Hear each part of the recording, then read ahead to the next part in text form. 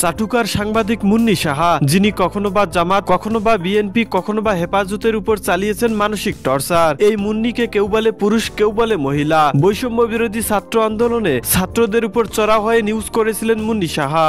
শুধু তাই নয়, পিলখানা হত্যাকাণ্ডের সাথে জড়িত হয়ে নিউজ করার পেছনেও রয়েছে এই মুন্নি। পিলখানা হত্যাকাণ্ডের মোড়কে ঘুরিয়ে দিয়েছিলেন তিনি। রাজধানীর কারওয়ান বাজারে জনতার হাতে আটক হন মুন্নি সাহা। এর আগে স্বৈরাচার শেখ হাসিনা পালানোর পর কয়েক দফায় পালিয়ে যেতে ব্যর্থ হন মুন্নি সাহা। জনতার হাতে আটকের সময় রাজধানীর কারওয়ান বাজারে এ সময় কয়েক হাজার ডিম দিয়ে তাকে বরণ করে নেয় সাধারণ বিক্ষুব্ধ জনতা। পরে তাকে তেজগাঁও থানা পুলিশের কাছে স্থানান্তর করা হয়। রাত 9টার দিকে কারওয়ান বাজারের সফটওয়্যার টেকনোলজি পার্কের সামনে থেকে আটক করে পুলিশে দেওয়া হয়। পরে একটি মামলায় গ্রেপ্তার দেখিয়েছে পুলিশ।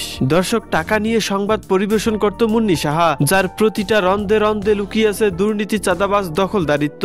দর্শক, মুন্নি সাহার রিমান্ড সহ তার দুর্নীতিগুলো